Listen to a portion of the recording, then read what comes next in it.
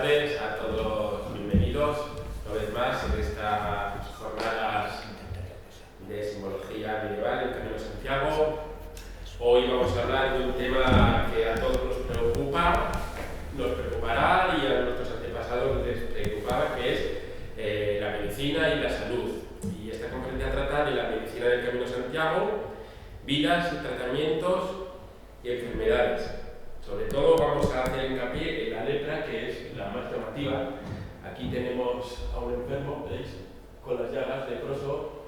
Importante, la monja, porque es una mujer, pero bueno, sería monja, sería laica, le está dando pescado, porque el pescado es muy bueno, ¿no?, para lo que es la medicina y para todo lo que sería una dieta equilibrada. Aquí tenemos, voy a hablar de la historia del Camino de Santiago primitivo. Aquí tenéis, ¿no?, todos conocéis esta imagen, que es Teodomiro, que cuando se descubre la tumba de Santiago. A partir de ahí, junto al lema de la canción del Beato de Llémena, empieza a tomar forma y orden el Camino de Santiago. El principio del Camino de Santiago empezó, pues eso, en el antiguo reino de Asturias, lo más cercano a lo que sea donde estaba el sepulcro, y luego a raíz que va llegando la noticia va echándose lo que sería para atrás el Camino de Santiago hasta que llegan las noticias a Francia. Esto hace que los peregrinos vayan al famoso apóstol de Santiago y haya una continua corriente de peregrinos, con lo que trae una corriente de peregrinos que enferman, se lesionan y hace falta para ellos tanto hospitales como médicos como maestros. Vale, vamos a hablaros dos tipos de medicina, que yo creo que es muy importante la medicina, que se trataba antes así y ahora básicamente las nuevas tecnologías en el siglo XXI ha desaparecido un poco ese concepto, que hablamos de la medicina espiritual y la medicina médica. Ahora ya empezando un poquito a hincapié viendo que un enfermo, por ejemplo en oncología, hematología, es muy importante la quimioterapia, las terapias contra el cáncer, pero también la medicina espiritual con la ayuda psicológica, porque se ha descubierto, se sabía, pero se ha redescubierto que un paciente con salud mental positiva y más animosa mejora los tratamientos y tiene más porcentaje de salvación. Esto ya lo sabían en la Edad Media. No hemos descubierto nada.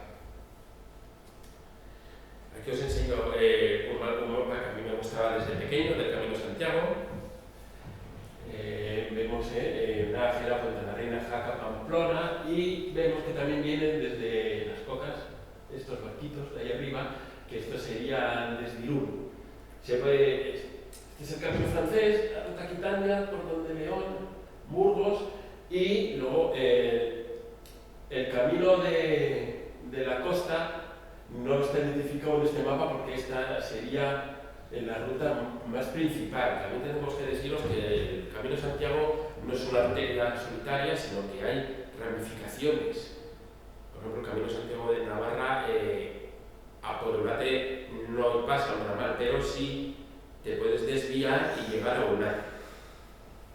Entonces, si vais a hacer el Camino de Santiago, os recomiendo que os perdáis por todos los recovecos, que merece la pena.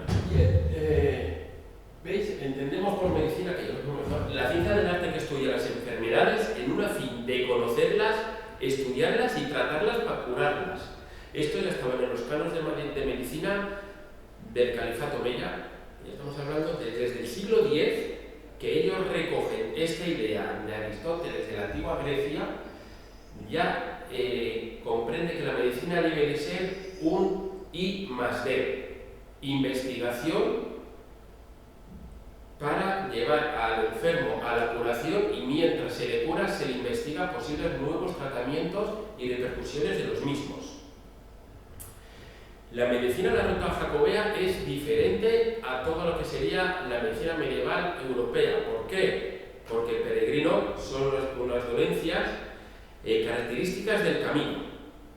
Aparte de las enfermedades normales, al andar podrían ser roturas de hueso, esguinces, hematomas, tendinitis, serían los hombros con la mochila, sería específicamente una medicina enfocada para más enfermedades de lo normal. Cuando hablamos de la medicina espiritual, aquí vemos una recta maravillosa. Os invito a que investiguéis a ver dónde está, porque os extrañarán los ladrillitos de refuerzo de estos arcos. Cuando hablamos de la medicina espiritual, si existe medicina espiritual todavía. ¿Habéis oído la medicación, los placebos? Mucha gente va que tiene una dolencia y en realidad es una dolencia psicológica. Se le da un medicamento que en realidad no tiene ningún efecto en ninguna medicina en sí y a los 2 meses, oye, me ha venido muy bien estas pastillas, curado. Sería una no muy parecida a espiritual, pero bueno, a día de hoy sería así. En la Edad Media espiritual sería quedarse igual en un convento, la cripta, rezar, hacer una... Después, conocéis a sí mismo espiritualmente con ayuda del sacerdote y entonces lo que sería pues, una meditación, que ahora los amantes del yoga nos dicen que el yoga ahora está de moda, la meditación lleva muchos millones de años en el ser humano. Entonces es parte de la medicina espiritual, luego existe la medicina médica. Por ejemplo, luego también vamos a hablar del Camino de Santiago, muy importante en la medicina, las leyendas. Por ejemplo, esta, el de la Fuente de Reniega, que está en el Perdón, camino Pamplona-Estella, el monte que está por la mitad más o menos. Los que habéis hecho el camino lo veréis, está en Astrain. Y os comento un poquito. Esta leyenda es copia de casi todas las leyendas, por no decir todas, del Camino de Santiago, por la moraleja y por todo lo que indica. Dice, el peregrino va subiendo un monte, ya nos está diciendo que ya tiene una dificultad en la vida, y está sediento. Nos está hablando que tiene dificultades y el agua de la vida, del bautismo, se va poco a poco deshidratando el peregrino y va su fe mermando. Entonces el diablo se le presenta ofreciendo la posibilidad de refrescarse y beber, con una condición: renegar de Dios. El peregrino, haciendo un auto de fe, sigue en cuesta arriba en el monte, sigue la dificultad de la vida y el peregrino se niega. Entonces el demonio, ante la negativa del peregrino, lo vuelve a intentar y solo le dice que bueno, solo basta con renunciar a la Virgen María y le dará todo el agua fresca que saciará su sed para toda la vida. El joven peregrino, por segunda vez, rehuye el ofrecimiento.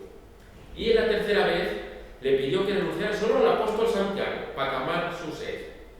Y el joven, sediento, subiendo la cuesta, la leyenda yo le he acortado, pero en pleno agosto, con calor, volvió a renunciar y se comienza a las alturas para que le ayude Dios. Como este conocimiento de auto de fe, el demonio desaparece y brota aquí una fuente con un manantial donde puede beber el peregrino.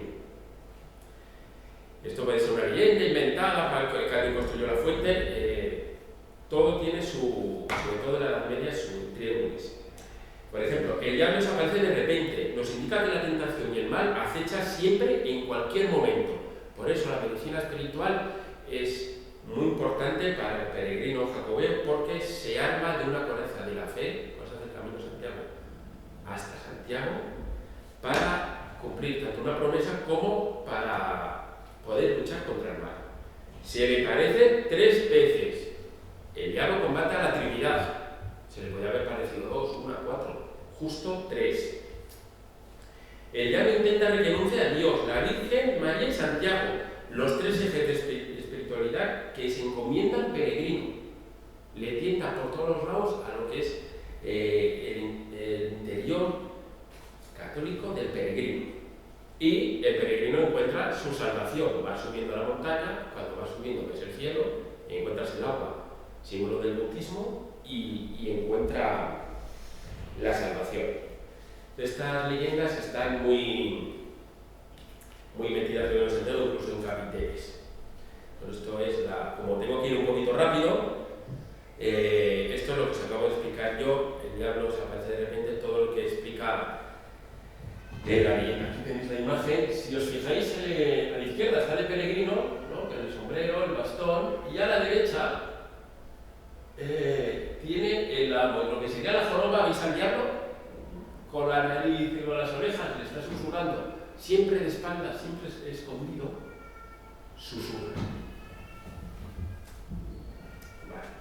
Y ahora ya hablamos con la medicina médica.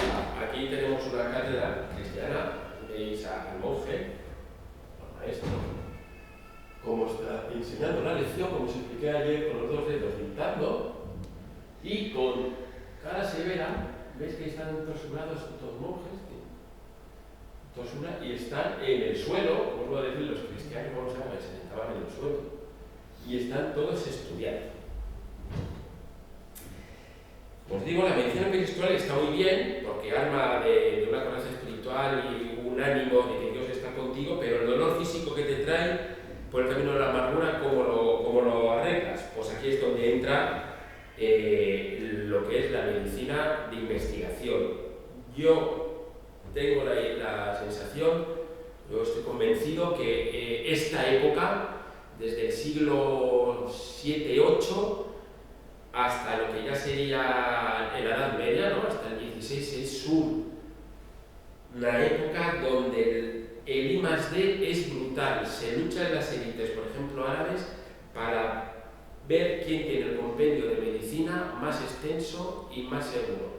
Se estudia a Galeno, a Aristóteles, a Diógenes, a todos los grandes griegos, y no solo se estudian y se transmiten, sino que se parte de ellos y la medicina va creciendo en prosperidad, sobre todo los tratamientos. Y junto a ellos hay debates entre médicos por mejorar una obra de otro. Hay una competición sana. Son árabes y judíos en la Edad Media son el cúmulo de lo que son los médicos. De hecho, hay tratados que se han escrito en el siglo XI, siglo IX y que han estado en vigor hasta el XIX. Ya con cuando empezó la penicilina, los propios ya empezaron a investigar ya la industrialización, ya se avanzó ya un paso muy largo. Pero básicamente son, por ejemplo, la teoría de los tres humores. Cuando te dice el médico, tengo infección de orina, ¿de qué color es la orina? Esto viene de la Edad Media, la analización del color de la orina. Y lo seguimos usando hoy. ¿Veis? Aquí tenemos dos conversaciones. Esto está en Turquía, en una cueva, en lo que es el techo. ¿Ves? Hipócrates del siglo V a.C. y Galeno. ¿Ves? Están debatiendo distintos tratamientos para la medicina, aunque es una imagen que nos choca rara porque son muchos siglos de uno a otro, pero las dos corrientes de estudio aquí están no enfrentándose, sino debatiendo tratamientos. Y sabemos que son muy sabios porque a los sabios siempre se les pone con barba blanca y pelo blanco. La vejez te da sabiduría y por eso tienes el pelo blanco. Pues tengo yo el pelo blanco, por sabiduría, no por años. Siempre le digo yo a mi hija que me llama abuelito, pues yo le digo que es de sabiduría. Vale. Aquí tenemos una imagen, veis un monje, es una esponja para refrescar, ¿no? Remetir la fiebre, cuando tenemos fiebre siempre nos ponen un paño de agua fría. Aquí lo que vemos es la cara del paciente, que está un poco así pachucho, pero la cara del monje nos está indicando que no había telediarios en la época, pero le queda un corte de pelo a este hombre. Son muy significativos. Y la fiebre está tapado, pero está desnudo sin toalla. Entonces está diciendo en la imagen que para fiebre no tienes que tener ropa, pero nos está indicando la iluminación que tiene frío, por eso lo tapa con una manta. Aquí veis en un tratado en Bagdad cómo se opera a una persona de dolor de espalda y entonces parece un potro de tortura, pero no, es un quirófano donde se le da la vuelta al paciente para que el médico pueda operar cómodamente. Fijaos lo importante que es la medicina de la Edad Media, que se llegó a un estudio que morían en las operaciones, el 98% de las personas morían por infección. Y son esta gente la que, haciendo el estudio de lavándose las manos, abriendo las ventanas para ventilar los quirófanos entre operación y operación, y hirviendo lo que son sábanas y vendas, bajó la mortandad a la mitad. Y desde entonces, bueno, siempre, lávate las manos. Eso que se descubrió que había, no se sabía que había bacterias, pero había un mal que transmitíamos en las manos. Aquí tenemos los médicos famosos.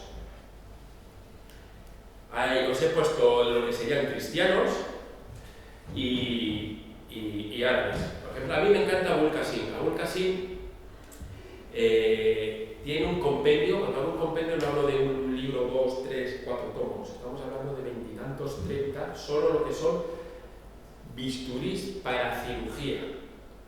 ¿Cómo los hizo? Con un herrero y un joyero. Él le indicaba lo que necesitaba para operar y el herrero se lo construía. Tenemos luego en la exposición ahí un libro de bisturís y explicando. Os tengo que decir que la Edad Media, abrir un cuerpo de un ser humano para ver el interior, en el ámbito cristiano, olvidaros. En el ámbito musulmán no se podía, porque era por un cuerpo, pero se hacía la vista gorda en enfermos que donaban el cuerpo a la ciencia o cadáveres de batallas. Entonces ahí, con un resquicio legal, se podía ver lo que sería el cuerpo. De aquí, esta gente descubrió que el cuerpo humano tenía sangre, bombeaba el corazón y era un circuito de venas. Para que veáis, Hildegard de Bingen en Alemania, estamos hablando del siglo XI, cuando nació esta mujer, era una de las médicas más famosas, y es una mujer. Esto que los médicos solo pueden ser hombres, no, había también mujeres muy importantes. Esto de la medicina, cuando estás enfermo, sobre todo los reyes, gentes de poder, les da igual las normas de judíos, cristianos, árabes, mujeres. Cúrame y ponme bien. Averroes los pilló muy cerquita, en la península, Maimónides, a las 7 de Siria. Uy, ¿qué me ha pasado? ¿Qué me ha apoyado? Vale. Ain Siná, Persia, Avicena, que ahí tiene una película, El médico, que todos podéis ver. Este hombre de Avicena fue ya la explosión de la medicina griega romana con la cultura persa, incluso viene algo de orientación china y es el que transmite a toda Europa sus enseñanzas. Fijaos en qué año estamos, cerca del 1000. Bien, vamos a hablar de las enfermedades. Hay unas maneras de decir unas imágenes, ¿no? Que aquí es en un códice cristiano. Quiero que os fijéis en las imágenes. Este hombre tiene una venda en el pecho y le están dando en un cáliz lo que sería la comunión, pero está desconfiando, si veis la cara, porque el que está tocando la campana, cuando te vas a morir y te da la extrema-unción, la Edad Media, clink, clink, clink, clink, suena la campana. Entonces, teóricamente, hasta que no comulgues y te dé la extrema-unción, no te puedes morir. Entonces está aquí el hombre un poco dudativo. Pero sobre todo me quiero concentrar en las enfermedades más conocidas del Camino de Santiago y sobre todo la Edad Media que hemos visto en las películas, es la lepra. ¿Por qué me quiero parar en la enfermedad de la lepra? Porque es la enfermedad con mayor difusión que hay en la Edad Media. Es muy contagiosa, no tiene cura, sí tiene una manera de llevarlo lo mejor posible, que aumentó. Si veis la película de Avicena, se descubre que las ropas del fallecido tienen que quemarlas y son las ratas y las pulgas las que controlan, las que transmiten la enfermedad. Entonces ahí ya se hacen compendios de no solo la higiene en los hospitales, sino higienes en las casas y en las calles. Es cuando se empieza otra vez el alcantarillado masivo, baños públicos con obligación de acudir, el agua en unas condiciones óptimas, los alimentos frescos, se hacen compendios también de alimentación. Se descubre que las naranjas y la vitamina ayudan mucho a combatir plagas y enfermedades. Entonces, por eso digo I+D, os digo porque cuando surge un problema, esta gente la aborda siempre del lado científico. Se sabe que la lepra, por ejemplo, se cree que es un mandato de Dios, un castigo de Dios, porque has sido mal creyente, pero también Dios te ha dado la posibilidad de estudiar herramientas para combatirlo. Son como dos enfoques que están chocados, pero con el enfoque religioso, espiritual, ve que tienen la herramienta moral. Aquí veis una imagen, sabéis la película Ritmo de los Cielos, que es muy famoso, el rey, suena que es Balduino, o Fredo, ahora me equivoco. Y aquí vemos la imagen del rey que está jugando con los niños, cuando era niño está jugando con los amigos, y de repente se le ve que se corta y no le duele. Es un significado de la lepra, que no tiene sensibilidad al daño. Entonces aquí un noble se fija que está enfermo de la lepra. Cuando ya es el rey de Jerusalén, el propio Saladino, envía a sus médicos y gracias a sus médicos le mantienen de una muerte segura en días, lo mantienen mucho más tiempo, ya años, vivo, retrasando lo posible la medicación. El origen de la lepra en las películas nos sale siempre de que viene en Europa, que salta porque sí, pero es que viene el continente tanto africano o chino, venido por los mercaderes. Cuando hablamos de la Edad Media siempre se nos ha vendido la idea de que la gente no salía del pueblo, la gente no viajaba y no, había mercaderes, había mercancías, la gente viajaba, ya no solo los árabes, los musulmanes, a la Meca, sino que todo cristiano debía de ir a Jerusalén o Santiago o Roma. Entonces, ¿qué pasa en el camino de Santiago? Con la lepra, pongo aquí otra imagen, pues antes de la análisis de orina, que cuando hay muchas enfermedades, en el camino de Santiago no solo se hacen hospederías para que el peregrino descanse, se hacen ermitas para que tenga también descanso espiritual, sino que tienen que empezar hospitales acordes para lo que es esta enfermedad. ¿Quién son los primeros médicos que luchan contra la lepra en el camino de Santiago? Los primeros fundadores de hospitales. ¿Veis este hombre con la torsura? Son monjes, son párrocos. ¿No? Ni siquiera todavía no se han hecho las órdenes medicantes que ayudan, sino son párrocos de ermitas que empiezan a abrir hospederías, vengan enfermos en una ala de la iglesia o una casa parroquial, son los que empiezan a cuidar a los enfermos. Aquí lo veis, cómo está tomándole el pulso, todavía nos toman el pulso con la mano, nos tomamos las pulsaciones, aquí, y aquí viendo el color de orina, viendo si le funciona bien los riñones, el hígado, con el color de la orina, los humores, se ve. Y si miráis la cara del monje, veis que tiene el ojo guiñado. Cuando nosotros miramos algo así, es que estamos analizando constantemente algo. Entonces el dibujante lo dice. Tenemos el dedo del monje muy alargado, si os fijáis con el gordito, el dedo largo es muy largo, eso quiere decir que está tratando a todo el cuerpo.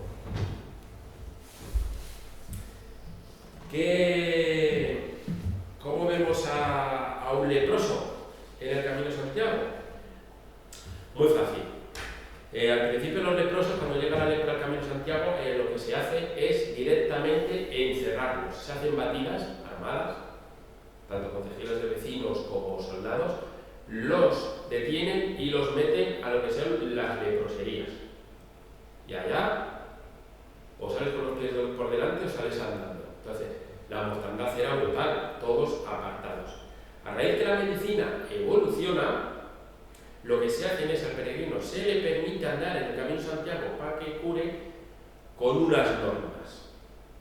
Tiene que tener este traje, uno de estos trajes.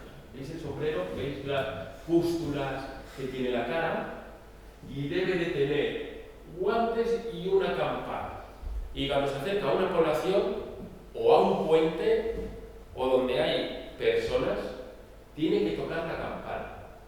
Tiene prohibido beber en fuentes, ríos y manantiales. Que yo me pregunto, ¿y este hombre de dónde puede beber? Entonces se está indicando que yo te dejo andar por el Camino de Santiago, pero no vas a poder beber agua. Entonces muchos se juntaban la enfermedad de la lepra con las enfermedades de Santiago, el agotamiento. Pensaba que muchos peregrinos en la época empezaban el Camino de Santiago por una promesa. Incluso hay promesas de que el rico, el señor, el noble, quiere ir a Santiago, pero como muy cansado, paga a un campesino para que vaya por él. Muchos o casi todos, no solo por promesas, sino para curar una enfermedad. Eso es lo que hace la fatiga del Camino de Santiago, lo que le hace es que se multiplique la enfermedad y muera en el camino. Todos los años mueren a día de hoy peregrinos en el Camino de Santiago porque es muy exigente, no solo físicamente, sino mentalmente. Aquí tenemos otro peregrino que se acerca a una ciudad y estos juguetes, no sé si os acordaréis, que son 3 láminas de madera que hacen clac, clac, clac, clac, que hacen un montón de ruido y hacen mucho eco. Veis la cara y las manos con pústulas. Está indicando al paso por una ciudad que viene para que se aparte la gente y no le van a dejar entrar. Aquí veis unas que se encontraron en un yacimiento. También se usaban en conciertos, en música, porque tiene un ruido muy parecido a las castañuelas, incluso yo diría más alto. Voy rápido porque tengo un poquito tiempo. Aquí vemos 2 monjas ya de una orden, porque llevan ya hábito, ya empiezan a ver órdenes que directamente se preocupan de lo que son los enfermos. ¿Veis? Le acomoda la almohada. Esto es casi propaganda, porque veis la monja qué feliz está acomodando al enfermo. El enfermo tiene buen color y le están dando con la cucharita la papilla a la boca. Pensad que había tantos hospitales que luchaban entre sí para quedarse a los enfermos y los peregrinos. ¿Por qué? Porque te encomendabas al santo de la iglesia de dicho hospital y si morías, el dinero que tenías o tus bienes, pues los dejabas en depósito del hospital. Entonces casi se peleaban por lo que serían los enfermos. Aquí vemos otra técnica que ahora se ha visto que es errónea, pero antes se creía que si tenías un mal en el estómago, el vómito, hasta hace muy poco, te obligaban a vomitar. Ahora lo que haces es, si te tragas un veneno, un detergente, un disolvente, no producir el vómito. Se ha descubierto que es peor. Pero en la época se creía que el vómito era sacar el mal, incluso si tenías el demonio dentro, podías hacerlo. Aquí vemos una de las que me gusta a mí. Es un dentista con unas tenazas. Está de pie el hombre, mira la cara y el ser humano, cuando lo veréis, y también lo hago, cuando está concentrado en algo, solca la lengua para un lado, es un reflejo del cerebro, o tuerce la cara en símbolo de concentración. Aquí está concentrado, va de visita a casa del noble, por eso el noble está sentado, le está haciendo un daño del 7 porque le está agarrando la mano a él, le está arrancando una muela. Y esto que veis así de cinturón laterales son dientes de muerto que luego le va a poner. Eso te va a poner un diente postizo o una corona de las que te ponen ahora. Entonces aquí tiene diferentes medidas y cuando te quite una, la que te encaje te la va a volver a poner. De un fallecido o que es lo más normal.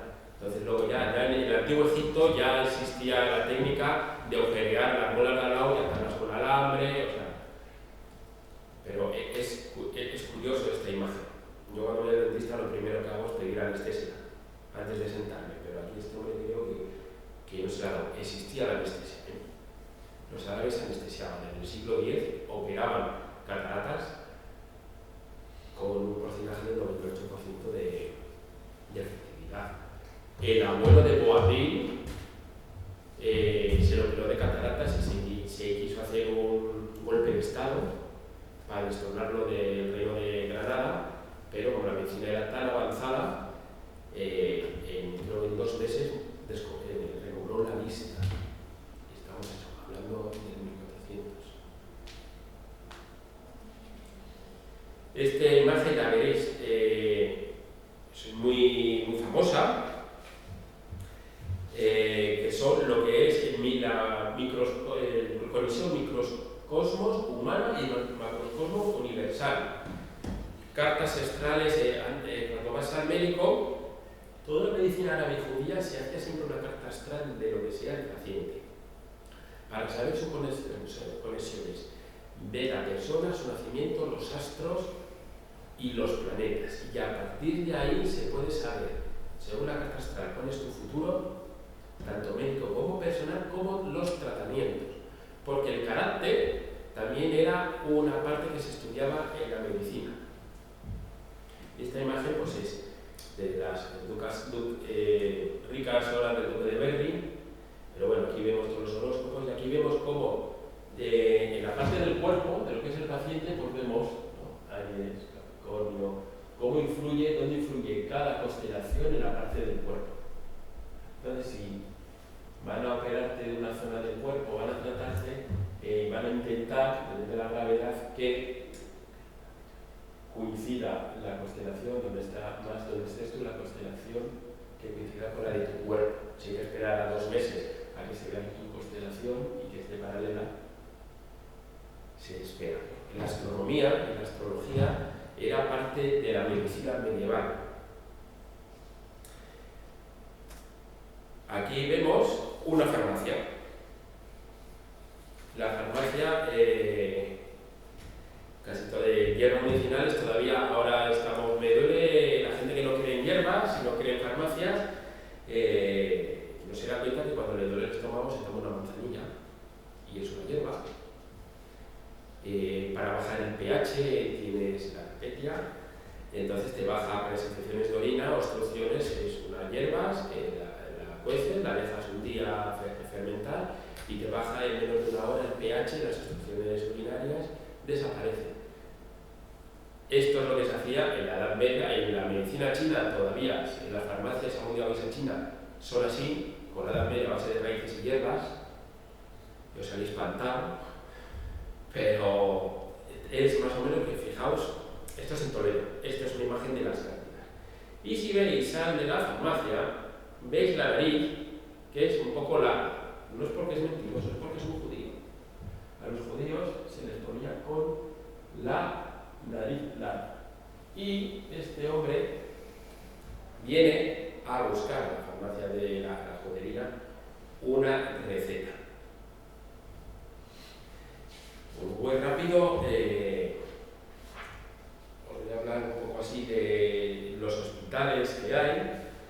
Existe en los primeros hospitales en las iglesias, luego pasan a ser enfermerías y luego ya cuando ya Camino Santiago tiene un auge enorme, hacen hospitales estilo basílicas, siempre con capillas a los lados o principal para el recogimiento espiritual, pero bien orientadas al sol, para que no haya humedades y siempre muy bien ventiladas al aire y con terreno suficiente para un cementerio. Importante. Bien, aquí tenemos, ¿no?, la representación de los médicos cuando los veáis. Como habéis visto en las imágenes antes, se les representa haciendo la labor médica, observando pacientes, líquidos, haciendo sangrías, muy importante. Las sangrías hasta el siglo XIX, principios del XX, se creían que si tenías una enfermedad sangrabas y entonces por ahí se iba parte del mal y el cuerpo volvía a fabricar sangre pura, sangre sana, y entonces te curaba. Había ya desde el siglo XI médicos que decían que lo que hacía debilitar al paciente, pero la corriente mayoritaria era ahí en las sangrías. ¿Perdón? ¿De dónde son esas monjas? ¿De dónde es la imagen? Ay, espera, que voy a echar para atrás. No, vas para atrás, ¿verdad? Sí. Estas. Sí. Estas son, ay, no te voy a decirte, pero son de Alemania. Son de Alemania. Yo cuando vi esta imagen, luego, atando un poco cabos, la orden teutónica, los caballeros teutones, son blancos y negros. Tienen la franja de la sobrevesta negra y blanca. Entonces podría ser o una rama de la orden teutónica o femenina o tienen igual un conexo. También dominicas. Pero Puede sobre ser, todo sí. sur. Es que el mundo de los hábitos, sobre todo al principio que empiezan las órdenes, porque incluso hay órdenes que son laicas pero llevan hábitos y no son monjas, pero llevan un uniforme. Entonces, hasta que no se hacen las reglas de lo que son nuestro uniforme es así, así, así, para tener todo un conjunto, es un mundo que todavía no he metido. Es muy interesante porque que las monjas atiendan físicamente a pacientes masculinos es muy difícil. muy sugerente. Sí, que además el paciente se le desnudo, que podría llamar muy tapaditas, pero fijaos que el paciente tiene el torso desnudo, entonces que le ponga la mano a una mujer encima las podrían acusar de lascivas, de todos los pecados del mundo. Entonces, por eso me gustó la imagen, porque encima están contentas, ¿no? Se les ven sonrientes, complacientes, y es un curioso. Entonces, sí, por eso me gusta la imagen, porque la mujer también era médica, era enfermera, las monjas cuidaban, no solo eran los grandes médicos hombres, sino también había seguramente más mujeres, pero no de primer nivel, sino menos investigadoras que cuidaban al mundo. A ver, aquí, por donde iba. Vale. Bien, aquí estamos hablando de la sangría. Galeno utiliza, ¿ves? Galeno realiza una sangría para equilibrar los humores, ¿no? Tenemos los humores, lo que os he dicho. Sangra en un bote, el médico ve qué color es la sangre y depende del color, cómo salga o cómo caiga, cómo cuaja, podrá decir que es una enfermedad u otra y entonces podrá hacerte sangrías igual cada semana o cada 15 días. Entonces, si sobrevives a las sangrías, sobrevives a todo.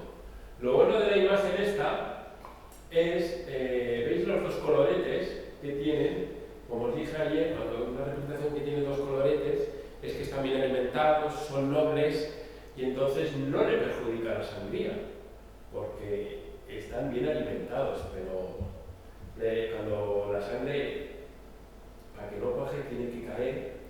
Si habéis hecho la matanza, ¿no? del culto así, haciendo la matanza, no pones el cuerpo, si el cuerpo sangre, entonces cae y ves cómo cuaja, qué color tiene, y esto es lo mismo que hace. Si os fijáis que el rojo más vivo está indicando que el paciente ya casi está sano.